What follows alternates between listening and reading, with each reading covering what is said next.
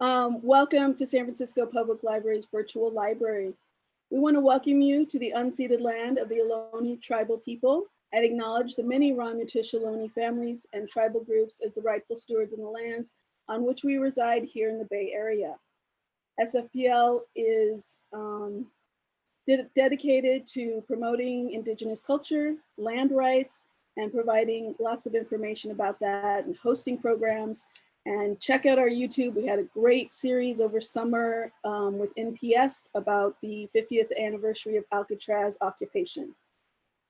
We also want to acknowledge the painful situation our country seems to remain in, and know that the library is not a neutral institution and stands in solidarity with Black Lives Matter and with learning and understanding and working towards action to end systemic racism and equity in our country. And we do these two things by providing factual and useful information. The document I will follow up, and the one that I just linked into the chat, has lots of book links and lots of information about both Indigenous culture and Black Lives Matter. So as you, I'll introduce myself. I'm Anissa Milady. I didn't put my name in there. I'll change that. I am your librarian host tonight, and I thank you all for being here. And just some quick announcements. So we are about to celebrate Viva, and we will be having a lot of authors. Our On the Same Page celebration will be with Benjamin Bach Sierra. He's an educator and activist at City College. Just an amazing, amazing guy. He wrote Barrio Bushido, and he is coming out with his sequel, the long-awaited Perenetta. So we're super excited to get him here. And then on top of that, he's gonna be in conversation with Luis Rodriguez. So my little mind has been blown. I'm so thankful that I get to promote these amazing people. It is great. But do check us out on our sfpl.org site for all upcoming events. You could also sign up to get an e-blast, and all that will be in my document I share with you. Lots of art, an artist from Mexico. So some upsides and silver linings to pandemic virtual library world. We get to have artists from all over the place. Yes, Barrio Bushido is amazing. It's true. And then just some quick PSAs. If you have not taken your census, tell everybody to take their census. Seriously important. We could lose a seat in the House of Representatives for the first time in 170 years. Each count also brings $20,000 into our community for healthcare, children's services, elder services, all sorts of things. It is so important. And they do not want you to take the census, of course. So that's been cut by a month. So please definitely do it. It's an act of resistance, and it comes in many, many languages. It takes 9 minutes. SFPL to go. We are expanding our locations. Right now we're at Maine and Excelsior and looking towards more. Place those holds on all your books. Mask up. And if you haven't had a test, you can go to sf.gov/citytestsf. We always want to thank our friends at the San Francisco Public Library. So tonight's program is brought to us by the San Francisco History Center, and it was formed in 1964 as the California Collection. The current San Francisco History Center holds a comprehensive non-circulating research collection covering all aspects of San Francisco history from the time of the area's earliest inhabitants to present day. And they definitely have amazing collections. I encourage you to check it out online. They have the photo collections all available, not all, is available online, and there's just a lot to check out. We have amazing collections like Queer Pulp, like Brownie Mary's personal collection. So from deep history to pop culture history, it's wonderful. So please check it out. And like I said, the History Center is our proud sponsor tonight to bring you Evelyn Rose, PharmD. Evelyn has been a San Francisco resident for nearly 40 years, 30 of those in and around Glen Park. Evelyn has been active in local history research for 20 years. During her 15 years as a docent at Muir Woods National Monument, she became a volunteer historian and received the President's Gold Level Volunteer Service Award in 2011. Evelyn launched her history website, Tramps of San Francisco, in 2002, and rediscovered some of the forgotten histories of the city by the bay, and in 2014, founded the Glen Park Neighborhoods History Project. The GPNHP received the Walter G. Jebby Senior Neighborhood Award from the San Francisco History Association in 2016, and Evelyn received the Certificate of Honor from the San Francisco Board of Supervisors in 2018. Evelyn serves as the director of the GPNHP, which is fiscally sponsored by Independent Arts Media, a California nonprofit corporation. For more info, you can visit Glen Park History, and I will provide all of these links in this document, as well as we talk. I'll provide some links in the chat, and we're going to get going, and we will try to have some time for Q&A towards the end. And I am going to stop sharing and turn it over to Evelyn. Evelyn, thank you very much. Everyone's clapping, I know. Thank you. Thank you so much. So I'll start sharing my screen and we'll get going.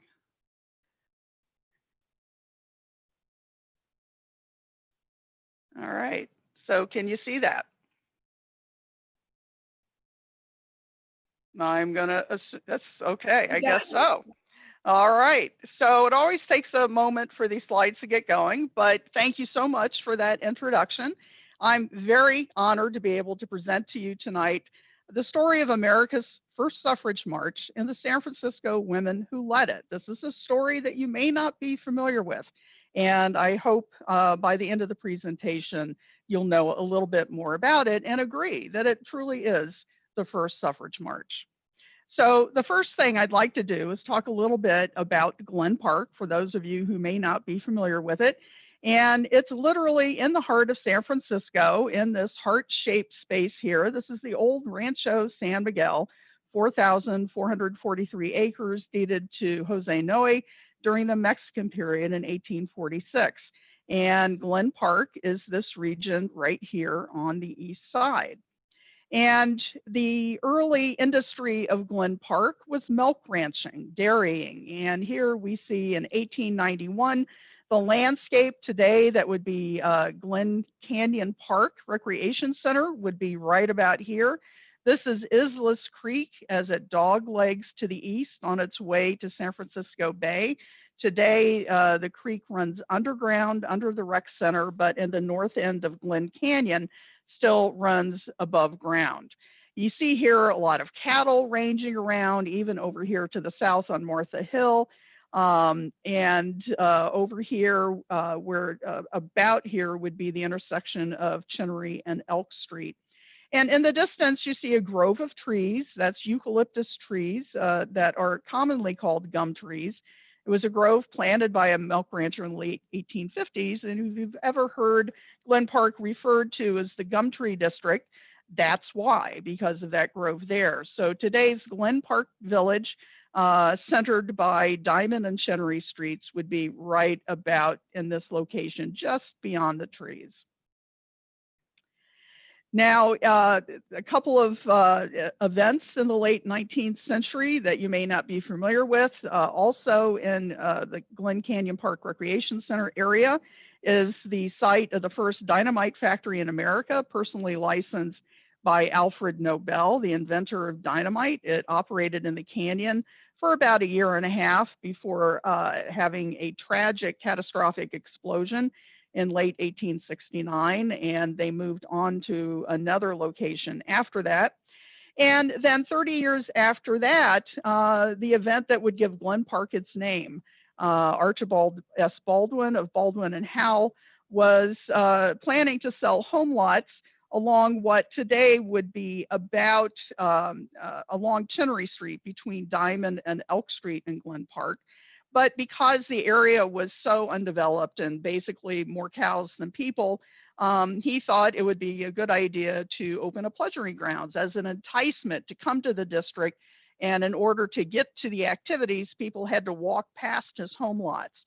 So this is 145 acres that he proposed, basically covering much of today's Glen Canyon and Glen Park District. When he started the Glen Park Company in 1897, that was actually the first use of Glen Park in the district. So in fact, Glen Park is named for this pleasuring grounds and zoo. When it did open in 1898, it became very popular. Here we see some activity. Again, in the area of Glen Canyon Park Recreation Area, looking to the north, you see just a ton of people scattered around. There's a trestle. There seem to be tents or some kind of platform, what became known as the Red Barn, where a lot of events happened inside. And people would come and see vaudeville shows, sporting events, and what I like to call Victorian extreme sports balloon ascensions. So very, very popular. However, Baldwin did not sell a lot of home lots, despite the Glen Park success. And by 1901 had completely divested himself of the pleasuring grounds and the home lots. And so this area here was taken over by the Crocker estate and changed to a private pleasuring grounds. So then that brings us now to the San Francisco earthquake of 1906. 225,000 people would be displaced from the burned out area downtown and probably other regions where damage occurred. And of course, all those people needed some place to go. Now we see Glen Park here, this 145 acres. At this time managed by the Crocker estate. And the Crocker estate advertised that if refugees needed a place to go, they could come to Glen Park where there were supplies and water. So as a result, there was an unofficial refugee camp in the Glen Park area. Here you see a hastily built shack. It was not an official camp under the U.S. Army and city of San Francisco. But here in the district, you see the shack, which is, very hastily and a bit shoddy looking. You see some tents in the background, maybe a little bit more temporary structures. But these cottages began springing up throughout the district of Glen Park. And I just want you to keep this particular structure in mind because structures like this will actually play a role in some of Our Lady's activities later in our story. So, of course, the population of Glen Park began to boom, what became known as the Switzerland of San Francisco. You could get a home lot for $350. So, if only today, right? And but here are some scenes from the Glen Park district, very sylvan and idyllic looking. Now, that's only 5 or 6 miles from downtown San Francisco. When you were moving to Glen Park, you were moving to the country. So it was actually it became quite a destination for a lot of folks who needed new homes following the earthquake. So with those folks coming in, what I like to call a random gathering of civic-minded citizens would establish Glen Park as a hub for civic activities and also of suffrage activities in San Francisco. By 1910, all of these folks were members and already known throughout the city for their work in what was called the Glen Park Improvement Association.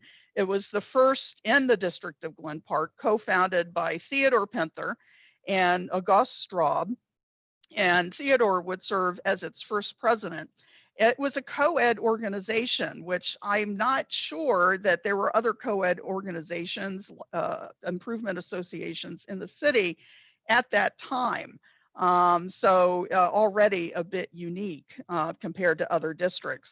And this is just a view of Glen Park about 6 years after the earthquake. So clearly it's beginning to build up. We see the old Glen Park School. Downtown Glen Park would be today the village in this area right here. And looking to the northwest over the hill would be the Twin Peaks district. So the star of our show today really is going to be Mrs. Theodore Pinther, and so I'll be referring to her quite a bit later in the program. But let's talk first a bit about the California suffrage movement. And, the success really happened in the West first. Here we see west of the Mississippi that nearly all of the states by 1919 had achieved suffrage, if not partial suffrage. of one sort or another. And it would be Wyoming, which at the time was a territory, to become the first state to grant full suffrage to women, the first government entity in the world.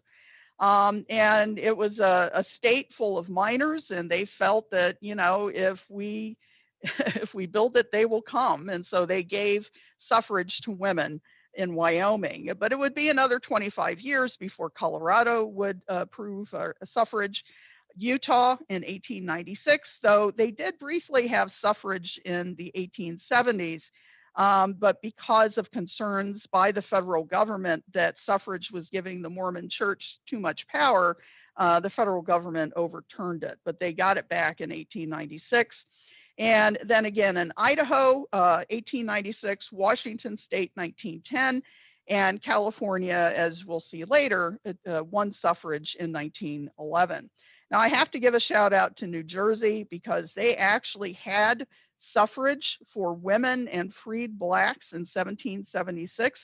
But 30 years later, the men of the state decided, nope, you can't have it anymore. And they overturned it. And they wouldn't have it again until the ratification of the 19th Amendment.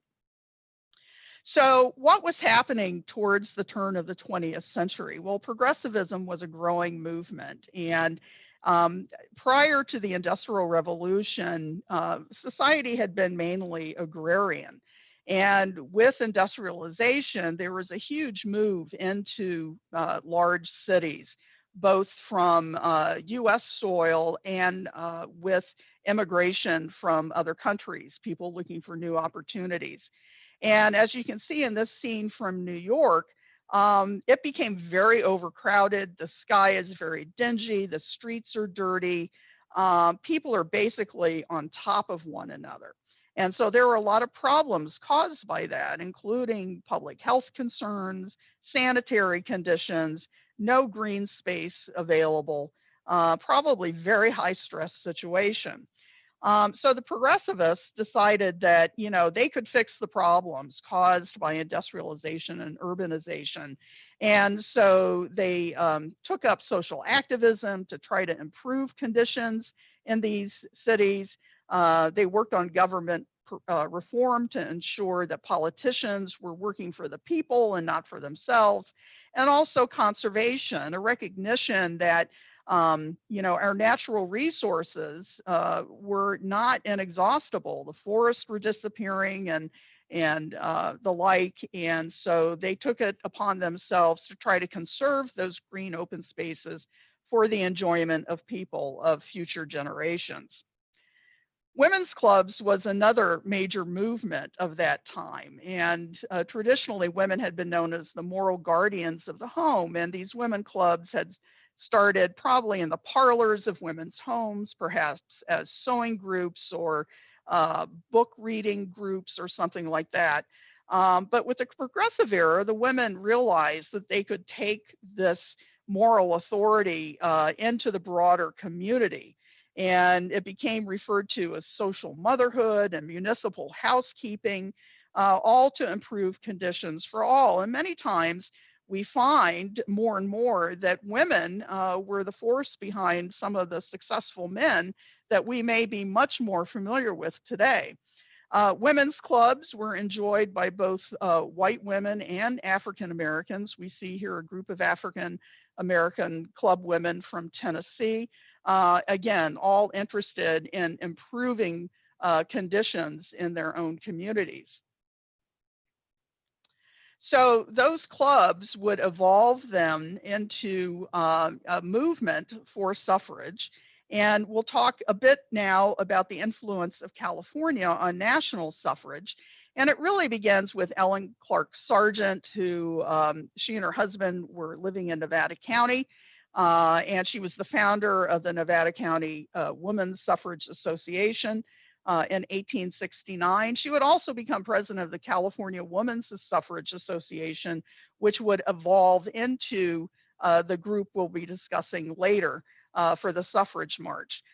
She was also treasurer of the National Women's Suffrage Association at a time when Susan B. Anthony was president. And that would establish a close relationship between Mr. and Mrs. Sargent and Susan B. Anthony that would bring Anthony to California more than once in the late 1890s into the early 20th century. Mrs. Sargent, once they lived in San Francisco, co-founded the Century Club, one of the prominent women's clubs of San Francisco that worked to enable upper-class women to serve on school boards and prepare for other civic activities. Now, her husband, Aaron, became a U.S. Senator. And in 1872, as we all learned this week, because she was, wrongly pardoned, Susan B. Anthony had tried to register to vote for president in New York, which at that time was considered a federal offense. And she refused to pay the fine, so she went to jail. So Aaron Sargent appealed to President Grant for her release, and he ended up actually paying her bail for her release. But that wouldn't end there. Sargent would actually be the first person in Congress to actually utter the word suffrage. And in 1878, it was he who introduced the suffrage amendment that, after being debated annually for 40 years, would finally become the 19th Amendment. So again, this gentleman is from San Francisco. So California plays a big role in the history of suffrage in the United States. So in 1896, the first vote for California suffrage was defeated. It lost by about 5,000 votes, relatively narrow margin. But it had been defeated by the liquor industry. Pretty much suffrage and temperance had been locked in arm, and the liquor industry in the state of California, particularly the metropolitan areas, was quite powerful. So that really was a main reason for its defeat. But the women, after the defeat, decided to begin collaborating, and that's when the California women's clubs began to organize to help provide a new energy for the suffrage movement and to also spread the message to a larger populace. And by 1900, the California Federation of Women's Clubs included 40 clubs statewide and 6,000 women. Now, what would become known as the California Plan that emerged from this had three pillars, and the first being unity, class bridging. It was a collaborative effort between all the classes. Unfortunately, it did not cross the racial divide. Now, there's a lot of evidence that there were many California suffragists and San Francisco suffragists who felt that it was right and just to allow African American women to join in the effort. But we'll see as we go through our activities today by these ladies that it pretty much remained all white. But there was certainly a lot of conversation in the background to allow African American into the collaboration. The other element or pillar of the California Plan was one goal, and that was just get suffrage. Don't link with temperance, don't link with a political party, it's just get the vote. So that was a huge change from former movements of the era. And then it's the 20th century. So with modern tactics, they could now go out and canvass neighborhoods. They could start using the newfangled electric signs and billboards. And now with automobiles, they could motor around the state, go to those remote areas in the state, beyond the metropolitan areas, and stop in any street corner and talk to anyone who would listen about winning suffrage. So I want to go a little bit now into how the California Plan came to be and how San Francisco women were key for this plan that would eventually be adopted by East Coast suffrage groups. And as I mentioned, in 1869, the California Women's Suffrage Association had been founded. It was organized in San Francisco. And in 1896, suffrage had been defeated. And so with the development, the collaboration of the women's clubs, they continued forward. And in 1901, they noted that Nebraska suffragists had actually established a headquarters. And they thought, gee, that sounds like a great idea, a central location where, orders and direction for expanding the voice of suffrage throughout the state could be planned and distributed. And it was thought by the California Women's Suffrage Association to have a good effect on the work of local clubs. Then in May 1904, the California Women's Suffrage Association decided to incorporate, and they did so in San Francisco. And its directors were Mary Sperry, Dr. Minora Kibbe, Ellen Sargent, and Alice Park. And later that year in October, they changed the name to the California Equal Suffrage Association. So this is the organization that now will follow through to the end of the presentation today. Mrs. Sperry was elected president for many years, and Ellen Sargent was elected honorary president until her death in 1911. Sadly, she passed away only about 3 months before suffrage was won in California. And also another honorary president was Caroline Severance, a California resident who had founded the American Women's Suffrage Association in 1869 with Lucy Stone, and who had supported, that organization had supported the 15th Amendment, giving African American men the right to vote. In 1905, the women are getting a little bit more aggressive or assertive, I'll say.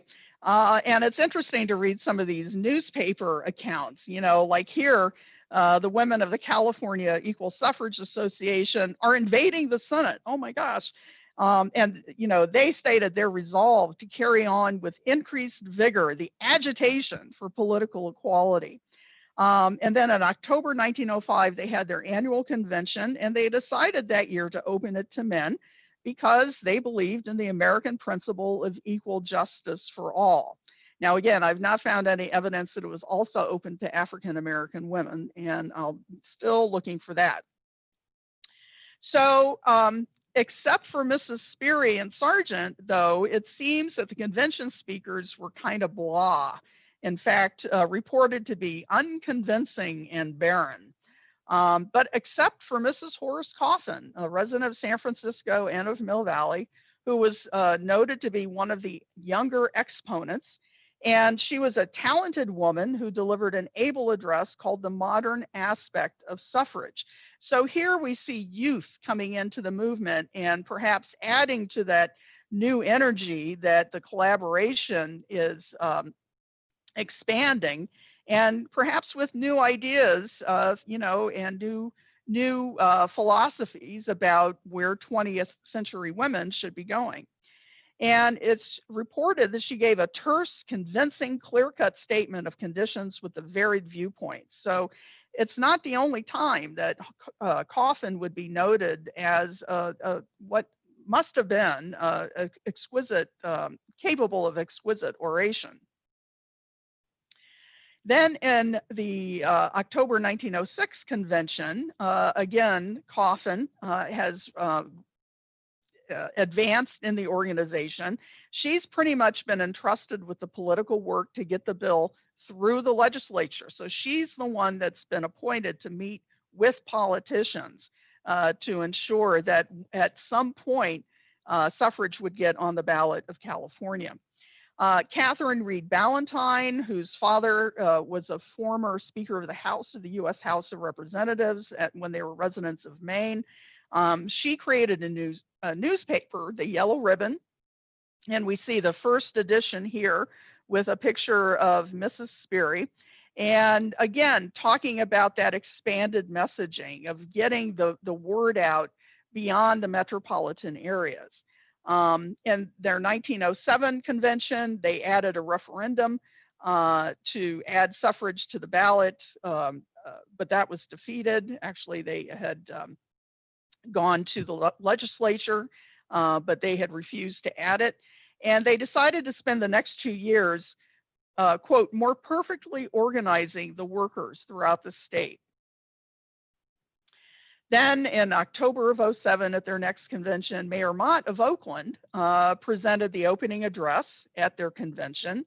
Mrs. Sperry reported that of all the political organizations, the parties in the state, the Democrats, the Prohibitionists, Independence League, Socialists, and Union Labor have all added suffrage to the plank. And the glaring omission is, of course, Republicans. So that was the one political party that still needed to adopt suffrage. They also elected David Starr Jordan, the president of Stanford University, as their honorary president, and Selena Solomons, who would involved in San Francisco labor and would also write a summary of how California women won the vote when all of that was done in 1912, reported on the city and county of San Francisco. And Alice Park noted that, the group wanted to carry the organization work into every corner of the state in the next 2 years. So we see kind of the California plan undergoing an evolution as these conventions and conversations continue. Mrs. Mabel Craft Deering said, that we need to do less telegrams. We need to get out there and go direct to them. She wanted the face-to-face interactions. And she's significant because she's one of the ones who was very much a proponent of affiliating with African-American women's clubs as well. Also, that convention, Nellie Babcock of the State Grange, of course, that's the organization of the farmers in the state. She made a presentation. Mrs. Dorcas Spencer, who was a founder of the California Women's Christian Temperance Union, who we see here on the right, she was also at the convention. A resolution was passed to invite wage-earning women, so we're beginning to see the cross-class bridging of the different groups of women. Because Mrs. Spencer is at the meeting doesn't mean that they're also promoting temperance, but she is certainly supporting suffrage, and they're doing temperance separately from the group. And by 1908, Louise LaRue of the Waitresses Union in San Francisco joined the organization. And now they're considering hiring a promoter to also visit the women's clubs of the small towns in the state. So get somebody out there, get them to motor over into the Central Valley, up to the far reaches of the northern and southern sections of the state. Talk to those folks out there and get them in support of suffrage. And finally, in August of 1908, no other issue is at present interesting the organization other than suffrage.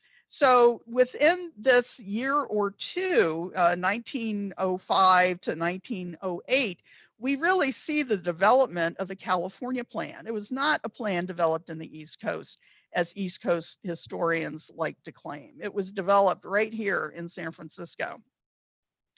Now, what were some of the other civic activities these women were doing outside of suffrage? And this is for me, a surprising discovery.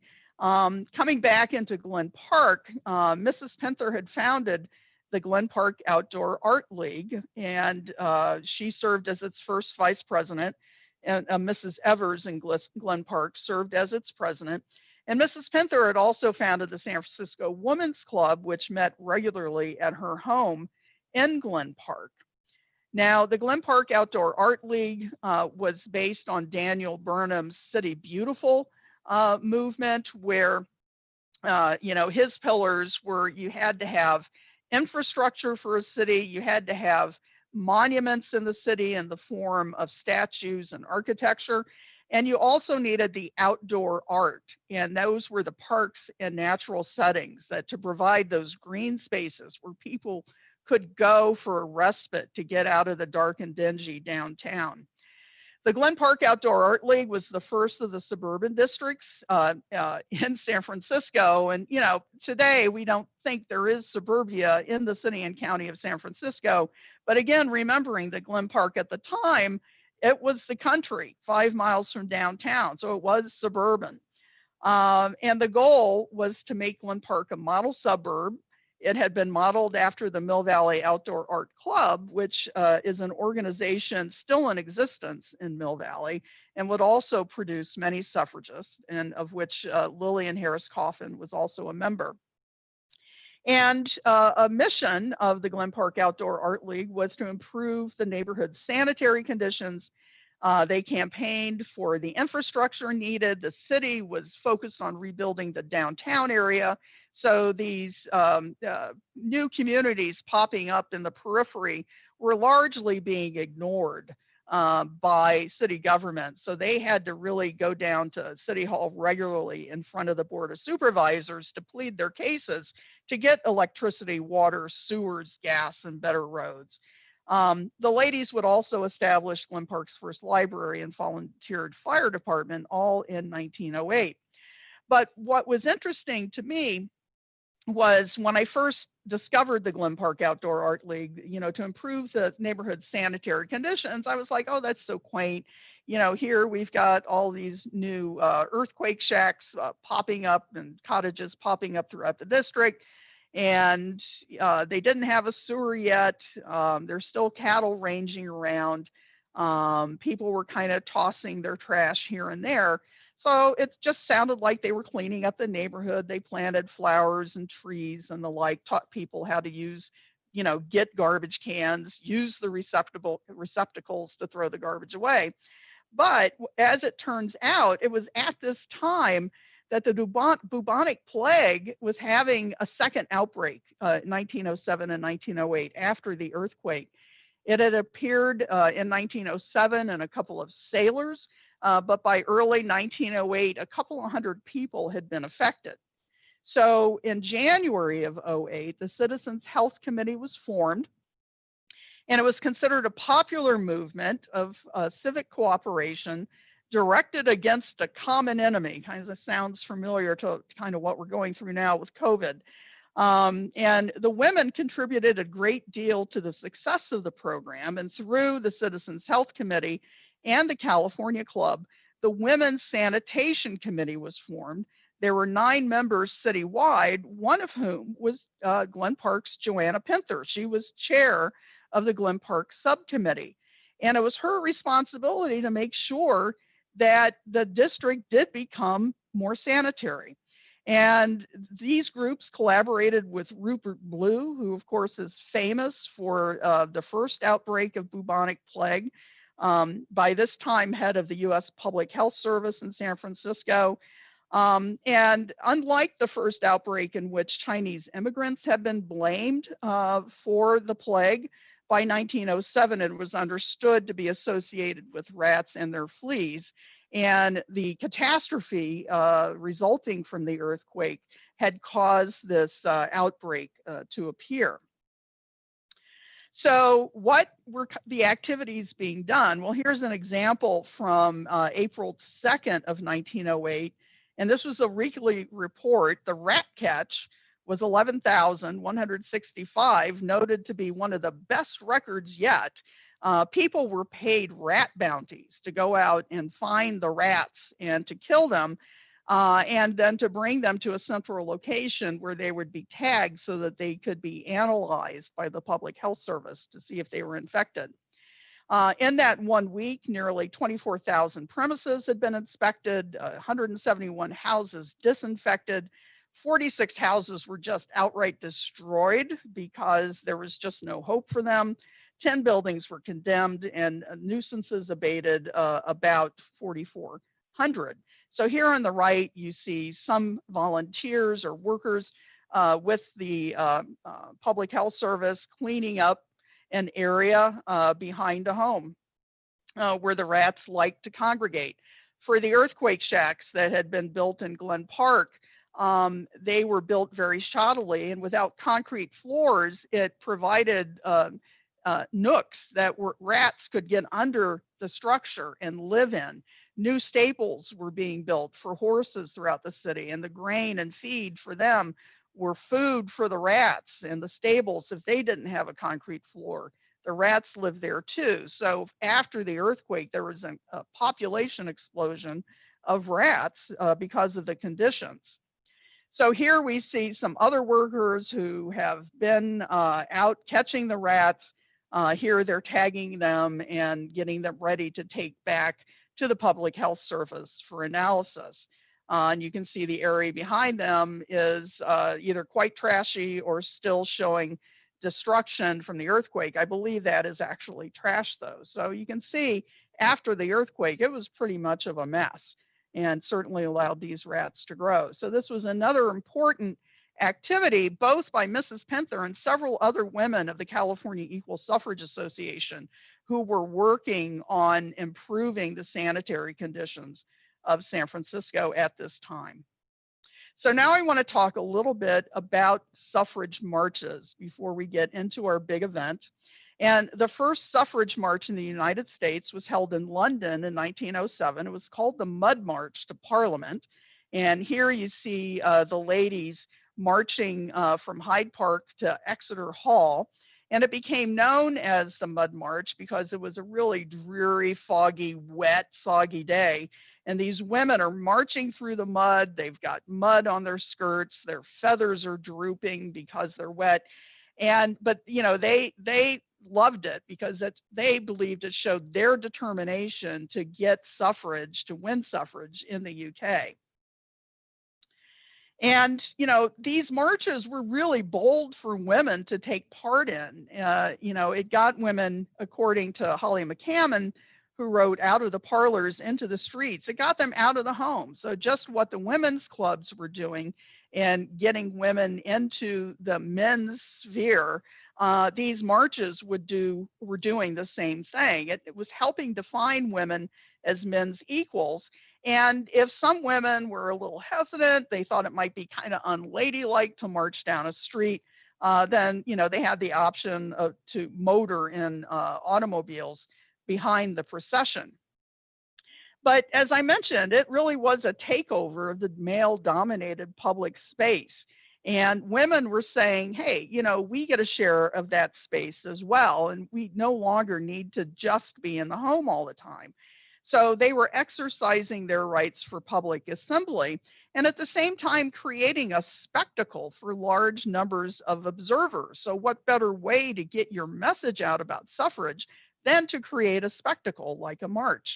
And it was considered a novelty as well. It was a procession led by women in support of a cause specifically for women. And that's really a key point when we come to define what is the first suffrage march in the United States later on in the presentation.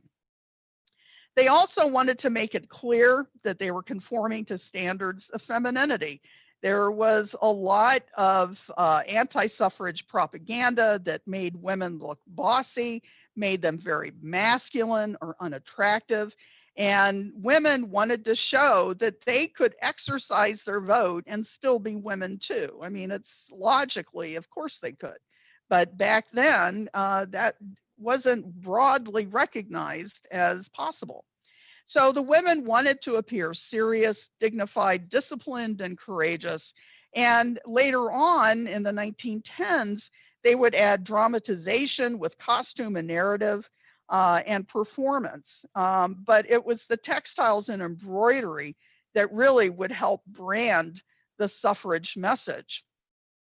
So if we talk a little bit about textiles, in October 1906, what I have found, at least in my research, that suffrage pens were first provided by Carrie Chapman Catt of New York State, suffragist from New York, on a visit to the California Equal Suffrage Association convention in 1906. And the pen that she provided had the symbol of justice on it, and it had been used at the International League at Copenhagen. And then in 1907, all the delegates at the convention were wearing yellow ribbons. So I don't think I added that the California Equal Suffrage Association did adopt the pens provided by Catt, but by the next year, wearing yellow ribbons. And here on the right is a collection of suffrage pens. This is a collection of Alice Park, who was a member of the California Equal Suffrage League and a prominent suffragist in the state of California. Then in January 1908, the first time that I found that the slogan "Votes for Women" was used were on buttons that were distributed by Mrs. Borman Wells, suffragist of the UK, delivered to Maud Malone of the Harlem Equal Rights League. And we'll hear a little bit more about Maud in a minute. But in that month, Malone hung a Votes for Women banner at a meeting in Union Square. So this might be the first use of a banner in the United States for suffrage. However, it was hung. It was not carried in a procession. And then the slogan was also adopted in July of that year by the California Equal Suffrage Association. In terms of banners, they had been first used and created by the Artist Suffrage League, again, in the United Kingdom. The United Kingdom is like always one step ahead of the US in all things suffrage. And they were one of the first professional suffrage organizations of professional women. And because they were artists, they began making banners for the different suffrage organizations in the London area. And as I mentioned, Malone then hung a Votes for Women banner at a meeting in Union Square. So here is Maud Malone, here in the center, the taller woman. And this is what East Coast suffrage historians recognize as America's first suffrage march. And I'm going to point out a couple of things here that I think don't necessarily qualify it as such. This was an event held in New York City in February of 1908. And Malone had actually requested a permit from the New York Police Department. But because it was a Sunday, the police don't issue permits on Sundays. So they were denied the permit, but Maud Malone decided to disobey orders and go out there anyway. And she was expecting a large number of women to appear for this event. But as we can see in this image from the event, she is surrounded by a large number of men and boys, kind of the curiosity seekers. She's not leading the procession, and you might ask, well, where are the women? The women are way back here. So, you know, for the reasons I described a few moments ago about what constitutes a suffrage march, I don't think this necessarily qualifies as a suffrage march. We also don't see the use of textiles or colors, even though Maud had the banner that she had hung at Union Square. She opted to not use the banner in this particular event. In terms of dress, it's February in New York. I'm sure it was cold that day.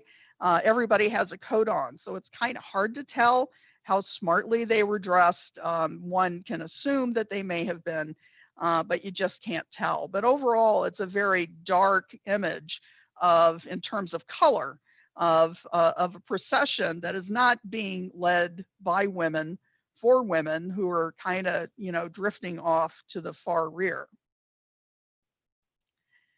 Now, in June of 1908, a few months later, there was another huge suffrage march in London. It attracted up to 15,000 suffragists. They included a display of banners, they had marching bands, and even Dr. Anna Shaw, an American suffragist, led the procession. So she could be classified as the first woman to lead a suffrage march, though it would not be on American soil. And all sorts of women whose condition in life are as asunder as the poles took part in the march and united in the cause of women's suffrage. So this march was reported in the San Francisco Call in June of 1908. Army of Women demands suffrage. And so somebody in the California Equal Suffrage Association got the idea that they should have a march and storm the Republican convention that was going to be meeting in Oakland in August of 1908. And of course, it would be led by our Glen Park's Mrs. Theodore Pinther, Hannah Pinther. And this is her stepdaughter-in-law, Jeanette Wall Pinther, who would actually carry the banner in the march. Now, what about colors and appearance of suffrage? And I want to talk a little bit moving into Hannah's expertise with textile before we get into the full discussion of the march.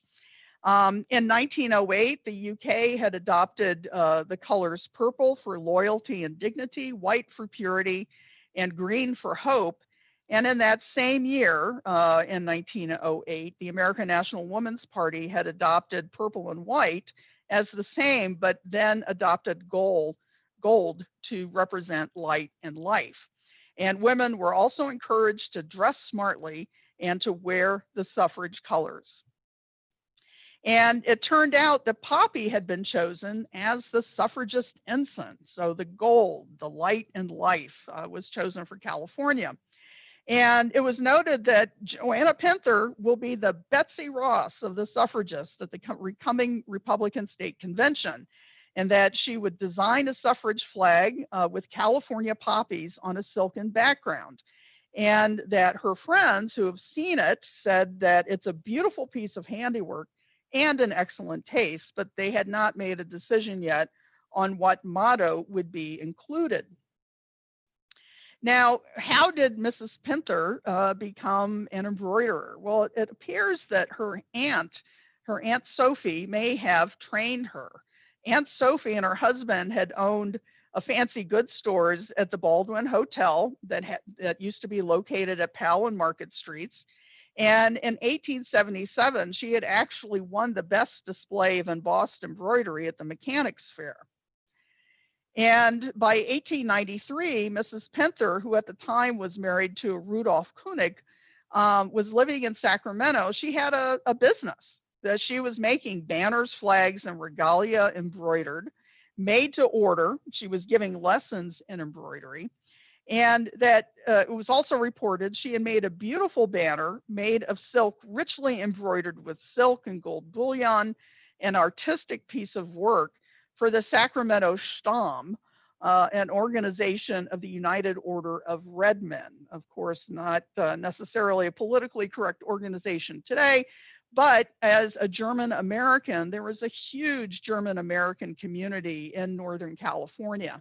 And they definitely had a lot of social and fraternal events together. And they really stayed connected with their German heritage.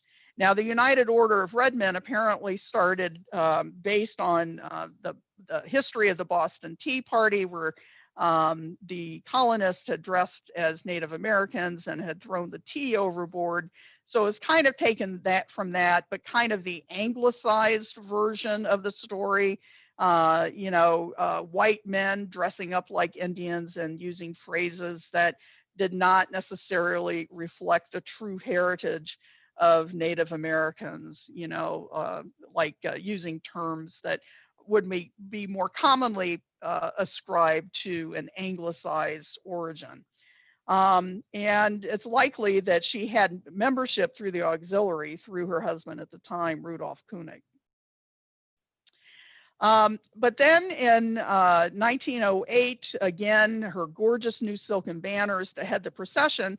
But then one of the local newspapers asked, is it to be allowed to bear that banner aloft when attack is made upon the Republican convention? And the California Equal Suffrage Association then applied for permission to the city of Oakland.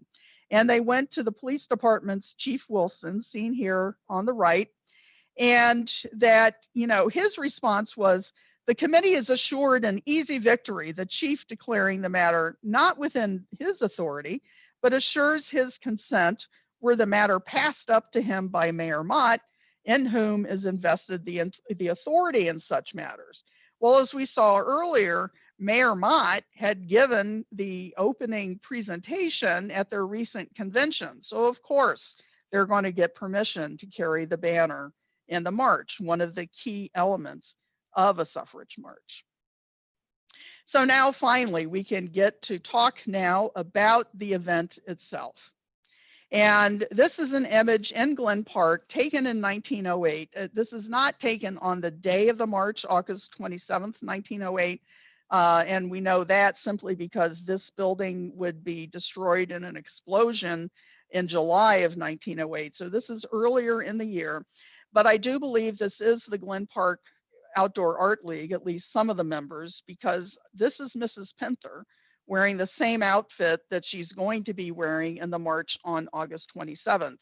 And there's a band here playing, and you see here the rails of the United Railway at Diamond and Chinnery that the women would board to get down to the ferry building and take a ferry over to Oakland.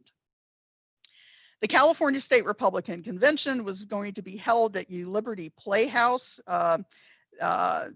It's still on Broadway today, this building right here, just across the street from Franco-Gawa Plaza, or what today is Franco-Gawa Plaza.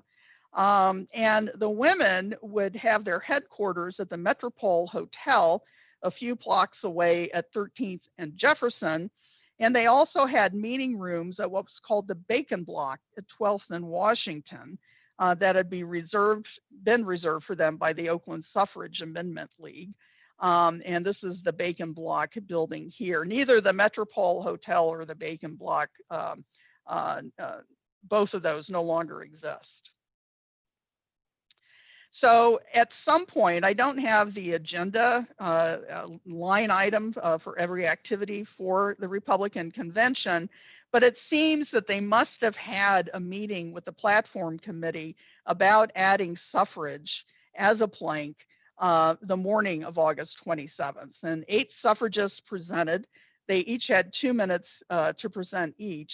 And as Selena Solomons would share in her recollection of the event, the women were kept in suspense until the end of the convention, that they left the platform committee thinking that they had done very well and that, you know, it was basically in the bag. Now, speakers for the women at the platform committee included Agnes Peace from Utah, and she was supporting California suffrage, the effort. She had already been in California for 2 or 3 months working with the women. And she told the committee she's already been a voter for 11 years and had been a delegate to several conventions. She was a former president of the Women Republicans of Utah. And just to show that women can multitask, basically, she said, I can roll out the biscuits and do the family washing as well as vote, as my husband will vouch. And that she felt that conditions in Utah had improved with, quote, cleaner men in office than before. And I'm sure that went over really well with the gentleman on the platform committee. But here we see the Utah suffragist in 1915. I've not found an image of Mrs. Peace. This is Evelyn Rose, who was a Mormon pioneer and had been living in Utah for decades and decades, and pretty much the leader of the suffrage movement. And I can only hope that Mrs. Peace is one of these women in the image. Also speaking to the platform committee was Louise LaRue, head of the Waitresses Local 48.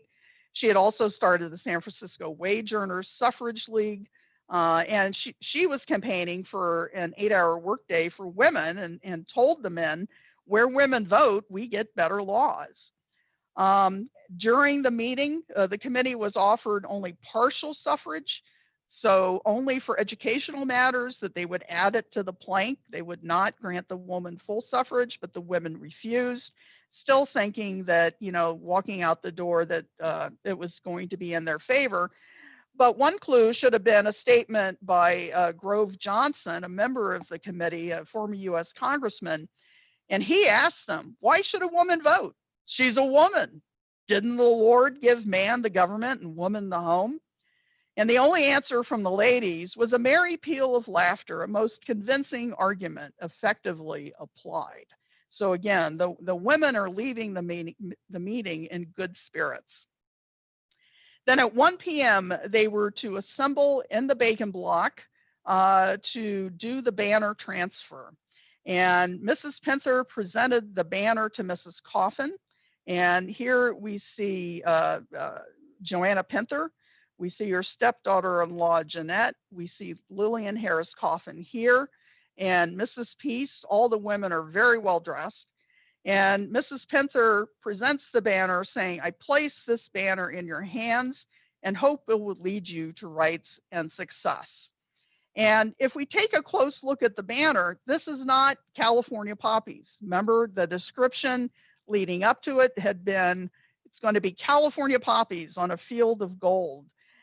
Something happened because they must have decided to go with another banner. And so this one is kind of a lavender blue from best we can determine, and also from other descriptions that we found in the media. And you see the state seal. Keep in mind that was hand embroidered by Hannah. That it is so detailed and so perfect. It's amazing to think that that could have been embroidered. And the slogan they decided to add to the banner was the California Equal Suffrage Association. Now, as they left for the march, Jeanette Pinther to the right would instruct the group, as we're marching down the street to the convention, all you need to do is follow the banner and look serious and organized and, you know, pretty much stay in line. So the banner was the symbol to not only help create the spectacle of the march, but also for the up to 300 women that participated, they had something to follow as they proceeded down the street. So after Mrs. Pinther exchanged the banner, Mrs. Coffin then turned to Mrs. Sperry, the president and the standard bearer, and Mrs. Sperry responded, "I wish I could find words to express the pleasure I feel in accepting this beautiful emblem and trust that it may lead us to victory and ever be an emblem to our cause." Now here's where the march occurred. Here's the Metropole Hotel where the headquarters were, the Bacon Block, which is today a city park, where the march would begin. They would march along 12th Street and then turn up Broadway to the location of U Liberty Playhouse across the way from Frank-Ogawa Plaza. So here is a description of the march, co-led by Joanna, Jeanette, and Lillian Harris Coffin, and protected by a special squad of police. So the police were definitely in support of the women marching for suffrage, unlike Maud Malone in New York. 300 women marched behind a silk suffrage banner with the state coat of arms richly embroidered on it by Mrs. Theodore Pinther. But then, of course, some other media would be, you know, the votes for women. Over 100 militant suffragists of California marched to the U Liberty Theater to demand the Republican State Convention insert a plank, and that they would also be followed by a motley group of boys and men.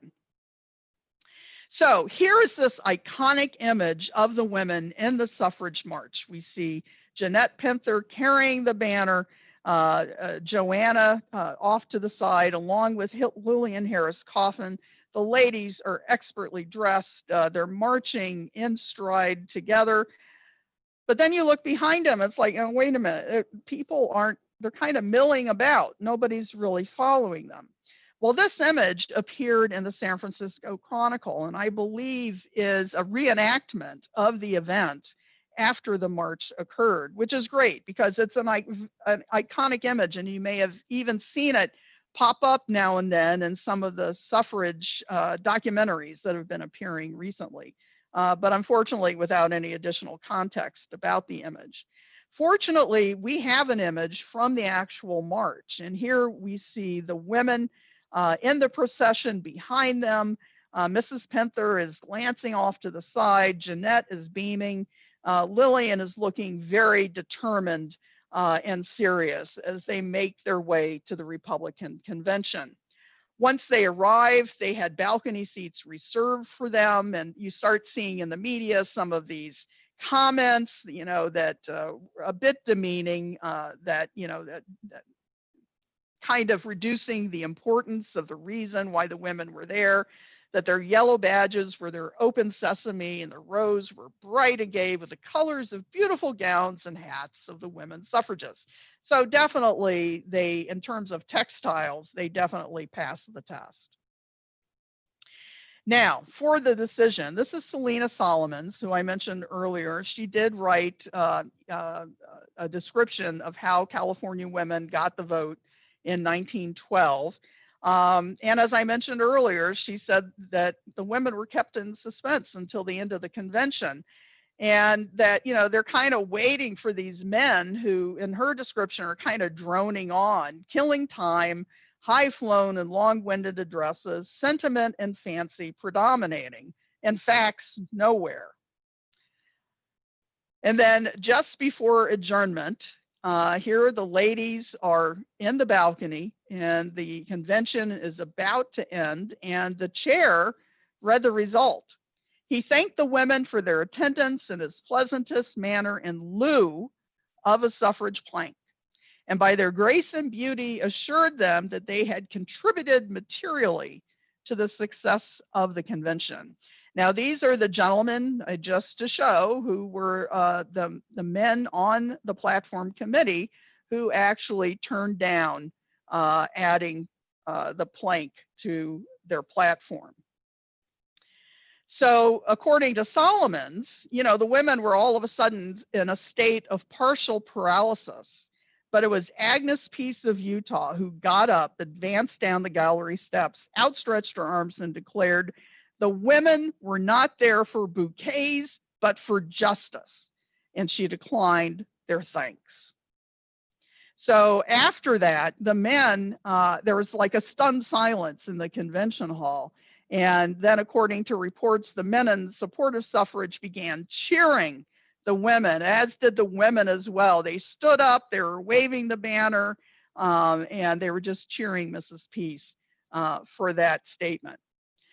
So now the women are dealing with a defeat, and Lillian called a meeting of the entire league at the Bacon Block as soon as they left the convention center.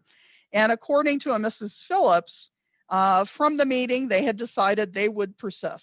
We have failed this time, but we must try next time, for what is worth having is worth waiting for, and sooner or later, we will succeed. Now, again, the invaders of the Republican convention were described as handsomely gowned and bonneted. The suffragettes immediately displayed by their unusual comeliness the masculine illusion as to the personal appearance of the woman who demands her rights. Judging from the delegation, the square-jawed, short-haired suffragist is a mere creature of the comic weekly, while the real thing is a dream of loveliness. So, you know, still not exactly the description I'm sure the women would have liked to have had, but at least recognized for the smart appearance that they provided. Now, who participated in the suffrage march? This is just over 100 names. I haven't been able to research all of these women yet. However, from what I have been able to discover, they're predominantly white, in fact, all white so far. But we do see many prominent names in the list. Mary Gamage, Mary Keith, the wife of the California artist, who herself would become prominent in the national suffrage cause. We saw Mrs. Peace, and here we see Dr. Minora Kibbe, and several other names that when you have a chance to review this later, you can put on pause and go through the list yourself. But several prominent women that day, in addition to at least 50 to 150 more who are not listed here. So finally, October 1911, finally it's on the ballot, the special election's happening. It was ballot proposition 4, Senate Constitutional Amendment number 8. It was a very long description of who was qualified to vote in California, paragraphs and paragraphs and paragraphs, and all it did was just delete male from the description. So these are some women in San Francisco getting ready to work on the election. And suffrage was achieved. It was a very narrow margin, only about 3,600 votes throughout the state. And what had happened was the votes had come in first from the metropolitan areas, and it had been defeated, and apparently defeated. And so all of the other newspapers in San Francisco started saying, you know, the suffrage amendment defeated. You know, it's lose by a narrow margin. But it was only the Call who had said suffrage victory is certain, because they had a good idea that once the votes began coming in slowly from the remote regions of the state, the Central Valley and the remote corners, north and south, that the vote would be positive. And that's exactly what happened. San Francisco and all of the state had the lowest support for suffrage, only 38%. The other Bay Area counties also soundly defeated suffrage. And it would be, according to the New York Times, the California farmers who would give women the vote. Again, those slow incoming tallies that were overcoming the metropolitan quash of suffrage. So in the end, California did become the sixth star in 1911. Joanna Pinther would be one of the first 20 women in San Francisco to register to vote. She registered as Republican. Jeanette registered first as a socialist, then as a progressive. By 1920, had registered as a Republican. The first election they would participate in was a bond measure in 1912 that would approve the new Civic Center. So whenever you're down at Civic Center Plaza and those extraordinary Beaux-Arts buildings, we can thank the San Francisco women who issued their vote in that 1912 election to approve it. And then the first presidential election, just a couple of months later, and pretty much between Roosevelt and Taft. Roosevelt actually, and Wilson rather, Taft was a write-in and Debs was a socialist. Actually, you know, Wilson would win the national election, but Roosevelt won by just a handful of votes in California. But also notable is Tai Myung-Schulz, who is pictured here, a Chinese American. She would be the first Chinese woman to cast a vote in the United States in this presidential election, and perhaps the world. So, and she was a resident of San Francisco. So was the Oakland March the first suffrage march? Holly McCannum did some research back in 2003. She's made a list of all known suffrage marches, and we see here that there's two in 1908, California and Iowa. It turns out the Iowa March occurred in November. Since this occurred in August of 1908, that would make California first. Also of note, New York is not mentioned until 1910. So she does not recognize the Maud Malone March in February of 1908. And in terms of the key elements of a suffrage march, we see here that the women in Oakland 112 years ago today actually did meet all of the requirements. Peaceful assembly, they had permission. Maud Malone did not. You know, we don't know if the New Yorkers were fashionably dressed. They may have been, but we know the San Francisco women in Oakland were. They had the appropriate use of suffrage colors. They did use white to signify purity. If you'll note, Jeanette Pinther was wearing all white. That's the first time in California. The earliest image I've seen of anyone wearing all white in California in a suffrage event. The women did use textiles and embroidery where New York did not. They both, we'll give it to New York, dignified and disciplined. Certainly a prominent female presence in the Oakland event, whereas New York was not. Both did succeed in creating a public spectacle, but unlike New York, the procession in Oakland was for women, led by women.